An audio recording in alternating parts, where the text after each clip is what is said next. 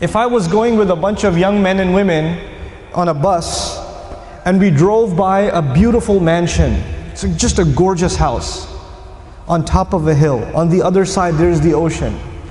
Just an absolutely beautiful, stunning house. And the driveway into the house, there's a gorgeous car parked outside.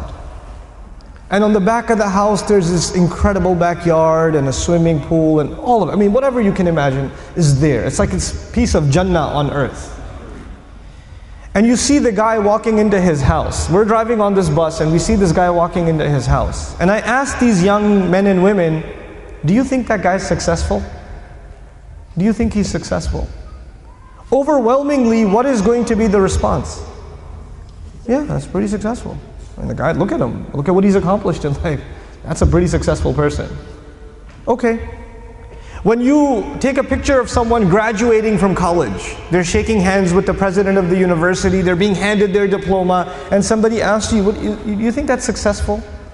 What are people going to say? You know, it's going to be Muslims and non-Muslims. Everybody's going to say that that is a kind of what? Success. I'm going to congratulate my children one day when they graduate from college too, because that's a kind of success. When somebody gets a job, is that a kind of success? Sure.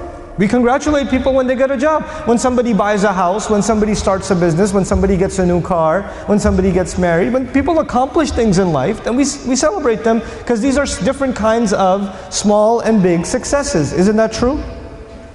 So the bus keeps driving, and we see a man, a homeless man, who's living in a cardboard box on the street. And he looks like he's wearing clothes from a couple of years. And you don't want to go close to him because of the smell. And I ask my students, do you think that guy's successful? What do they say? They say he's not successful. Now imagine if I was riding in this bus, but in this bus there were not Muslim boys and girls, but they were Christian boys and girls, or Jewish boys and girls, or atheist boys and girls, or agnostic boys and girls, or Buddhist boys and girls. And I asked them the same exact question. Do you think their answers would be the same? Yep, their answers would be the same. That's the problem. The problem is the way we think about success and the way we think about failure. For Muslims, it's supposed to be different. All human beings can see it a certain way, that's fine. They have the apparent view of success and failure. But us, Muslims, Allah has given us clearer glasses. And once you look at reality through these glasses, you see something other people cannot see. You see something other people cannot see.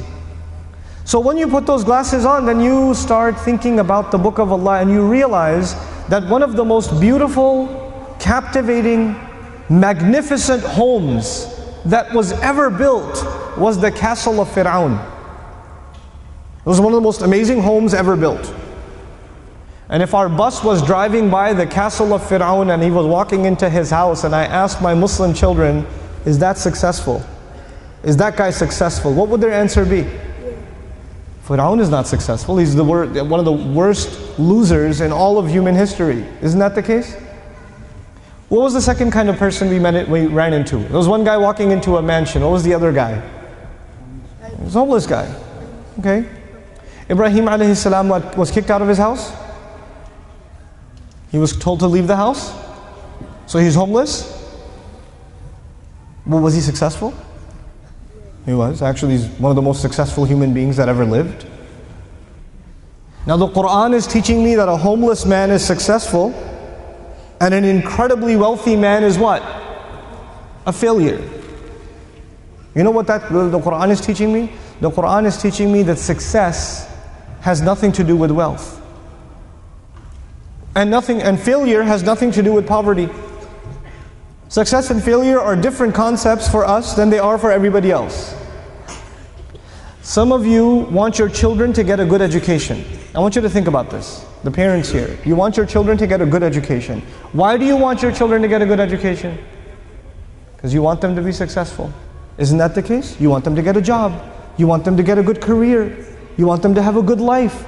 You don't want them to rent an apartment, you want them to buy a house. You want them to go into a good paying profession. You want them to become a lawyer or a doctor. You want them to become an engineer. You know? This is what you want for your kids. You want them to have a good life. Now tell me, sometimes we send our children to school and we send them to a different country, or we send them to a different state or a different city.